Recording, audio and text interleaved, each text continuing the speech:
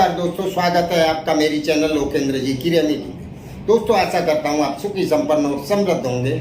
उसके साथ खुश रहना बहुत जरूरी है। जो लोग खुश रहते हैं उनके जीवन में कभी भी कोई समस्या ज़्यादा देर तक लंदाजी नहीं कर पाती। तो चलिए दोस्तों, आज की वीडियो का विषय एक बहुत ही सुंदर और कारगर विषय है।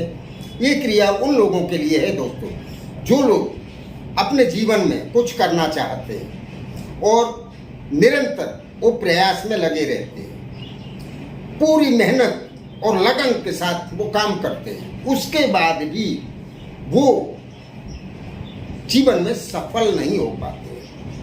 तो दोस्तों उसका एक सीधा सा मतलब है कि या तो आपको कोई ऐसा दुष्ट ग्रह आपके भाग्य के बीच में रोड़ा अटका रहा है, या फिर कोई नकारात्मक शक्ति आपके घर में है या आपके साथ में चल रही है, तो वो आपको सफल नहीं होने देना चाहती है। या फिर किसी के द्वारा किया गया कोई भी टोना टोटका जो नकारात्मक ऊर्जा आपके आसपास फैलाए रखता है, तो पॉजिटिव ऊर्जा आपके आसपास पहुंच ही नहीं पाती। इन तीन में से कोई भी हो सकता है। इसलिए आपके कर्म का और आपके भाग्य का तालमेल नहीं हो पा रहा है।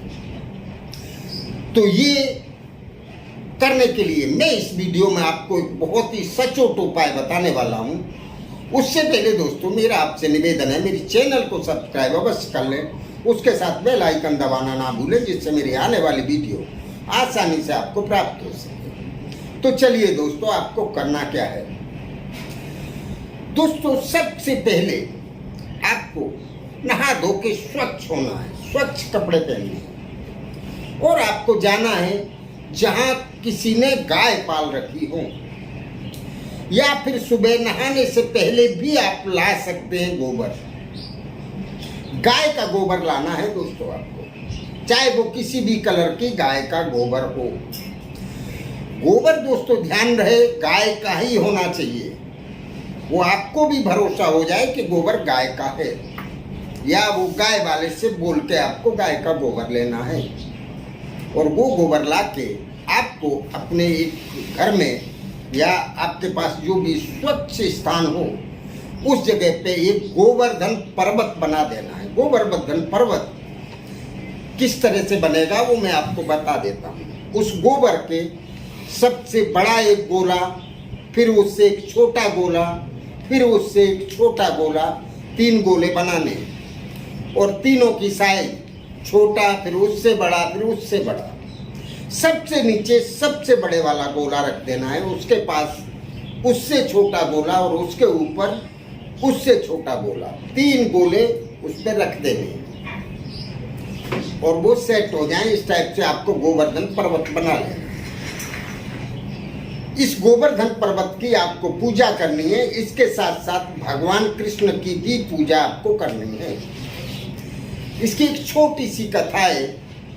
जब इंद्र ने प्रकोप करके और वर्षा की अतिवृष्टि कर दी थी, क्योंकि वृंदावन के लोगों पे वहां पूजा कृष्ण ने बंद करवा दी थी और गोवर्धन पर्वत की पूजा कराई थी, तो इंद्र नाराज हो गए और उनने उन लोगों के ऊपर प्रकोप करके भारी वर्षा कर दी, और वो लोग बहने लग गए पानी में। तब लोगों ने पुकार लगाई कृष्ण को। तब भगवान कृष्ण ने उसी गोवर्धन पर्वत को अपनी इस अंगुली पे, छोटी अंगुली पे उठा लिया था, और उस पर्वत के नीचे वो नगर के सारे लोग आ गए थे। उससे उन लोगों की जीवन तो बचाया लोगों का, और वहां के जो भी जीवधारी थे सबका। उसके साथ साथ इंद्रदेव का भी घमंड चकनाचूर कर दिया था। तो उसी गोवर्धन पर्वत की आपको पूजा करनी है। आपकी समस्या इतनी बड़ी तो नहीं होगी, बस आपको ये पूजा गोवर्धन पर्वत की एक समय है, आप किसी भी दिन कर सकते हैं। इसका समय है दोपहर में 3:19 से 5:26 के बीच में ही आपको ये पूजा करनी है, और ये पूजा आपको कंटिन्यू 3 दिन करनी है। इस पूजा को महिला भी कर सकती है और पुरुष भी कर सकते हैं, कोई भी कर सकता है। आपको नहा धो के स्वच्छ होना है, स्वच्छ कपड़े पहनना है, एक आसनी बिछानी है और उस गोवर्धन पर्वत के पास आपको बैठ जाना है। गोवर्धन पर्वत में आपको थोड़ा सा सिंदूर लगा देना है, थोड़ा हल्दी का तिलक लगा देना है, घी का एक दीपक जला लें, 2 अगरबत्ती लगा दें और आप प्रसाद के रूप में कोई सफ़ेद मिठाई हो या फिर आप अपने घर में दूध की कोई आइटम, खीर या कुछ बना सकें तो बना लें, वो प्रसाद में आप रख लें और आपको गोवर्धन पर्वत के सामने बैठ के भगवान कृष्ण के नाम की एक माला करनी है। माला तुलसी की हो तो सबसे बेस्ट, नहीं तो आपके पास जो भी माला हो, कृष्ण कृष्ण बोलना है आपको और कुछ नहीं, सिर्फ कृष्ण का नाम, कृष्ण कृष्ण कृष्ण बोलते हुए आपको एक माला पूरी करनी है।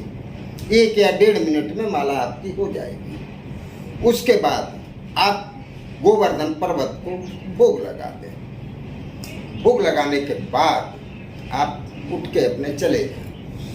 ये क्रिया आपको 3 दिन कंटिन्यू करनी है।